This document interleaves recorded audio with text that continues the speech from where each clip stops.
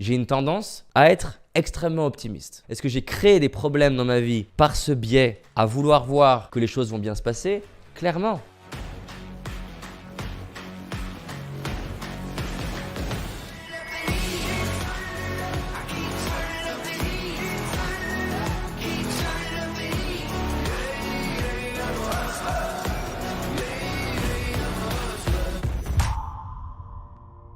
Une habitude qui m'aide énormément dans ma vie, c'est être le plus au clair possible sur où est-ce que je suis très très fort et où est-ce que je suis très très nul. Et souvent, cette conversation-là, elle est très émotionnelle dans les deux cas. C'est-à-dire que quand on commence à assumer le fait d'être fort, il y a un côté d'un coup égotique, égocentrique, fierté, exagération. C'est pas facile de regarder de manière objective où est-ce que tu es très bon sans t'exagérer. De l'autre côté, dès qu'on commence à parler d'être faillible, vulnérable, incompétent, d'un coup, pareil, il y a de l'ego en jeu, de la peur en jeu. Et arriver à regarder les deux de manière le plus objective possible, bon, déjà, c'est pas facile et j'y arrive pas tout le temps, mais ça m'aide beaucoup. On a tous des angles morts et des biais. Mon biais de base, c'est de voir ce qui est génial chez les gens. Alors tout le monde va dire, je vois pas le problème d'un biais comme ça. Et ce qui m'aide, bien sûr qui m'aide. J'aurais du mal à être un bon coach si je voyais toujours ce qu'elle n'est pas chez les gens. Donc naturellement, je vois ce qui est beau, naturellement, je vois souvent même plus grand pour eux-mêmes que ce qu'ils voient vis-à-vis d'eux-mêmes. Et par exemple, dans le contexte du recrutement, mais c'est un vrai handicap.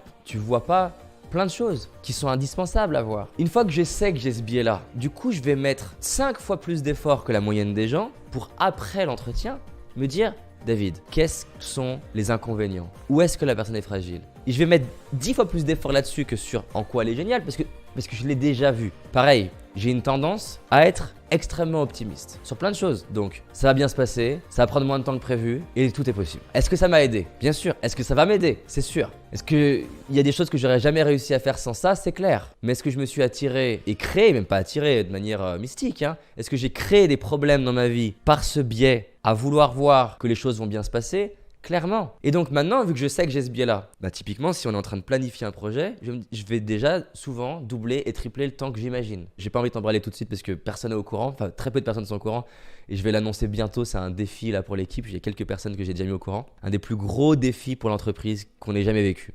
Et ça me stimule autant que ça me fait peur. Et c'est dangereux ça. C'est-à-dire que ce qui est dangereux, c'est que ça m'excite. Et excité, ça te rend aveugle. Je vais me dire, oh là là, c'est trop cool, tu vois, j'ai envie que ça se passe. Mais la vraie conversation que j'ai besoin d'avoir, moi et avec l'équipe, parce que l'équipe, ils vont voir des endroits où moi j'ai des angles morts, et moi vis-à-vis d'eux aussi, il n'y a pas de question que c'est cool. Ça, je le sais que c'est cool. La question, c'est faire ça, ça implique quoi comme inconvénient? Qu'est-ce qu'on n'a pas anticipé? Qu'est-ce qu'on voit pas? Si c'était la merde, il se passerait quoi? Parce que moi, je crois qu'il faut aller dans des projets où tu es OK avec le pire des cas. Ça t'aide à être serein, tu vois. Au moins, si le pire arrive, tu dis bon, j'avais joué avec ce truc-là. Ça veut pas dire que je veux le pire, ni que je vais faire en sorte que le pire arrive, mais au moins, j'ai conscientisé ce qu'il y a, je peux anticiper. Donc voilà, c'est des biais que j'ai. Un autre biais par exemple. Je sais que pour moi, c'est très difficile de démarrer une série et d'arrêter l'épisode en plein milieu. Donc c'est beaucoup plus efficace pour moi de juste pas la démarrer. Mais ça marche pour moi. Pareil pour les gâteaux au chocolat. Il vaut mieux que je touche juste pas au paquet. Si j'ouvre le paquet, ça va être très difficile de ne pas en manger plusieurs. Alors, certains pourraient me dire, justement, c'est une belle opportunité de travailler sur ta maîtrise de toi. Et c'est une belle réflexion. Mais encore une fois, j'ai pensé, temps, énergie, argent limité.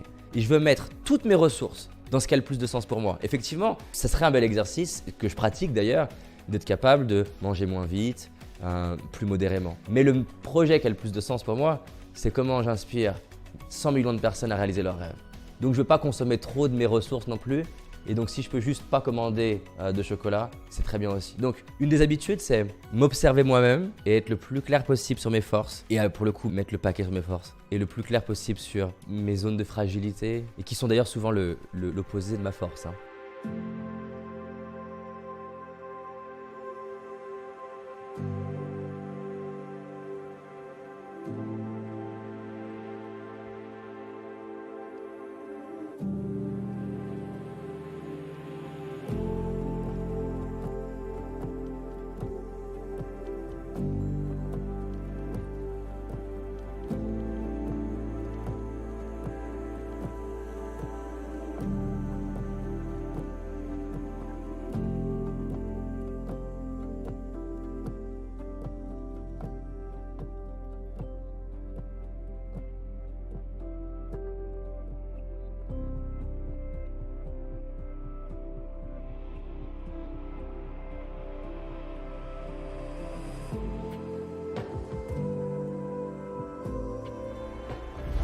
tu as envie d'aller plus loin, j'ai réalisé une vidéo qui s'appelle les 5 erreurs que la majorité d'entre nous font et qui va nous causer l'échec de nos projets, nos rêves et notre réussite.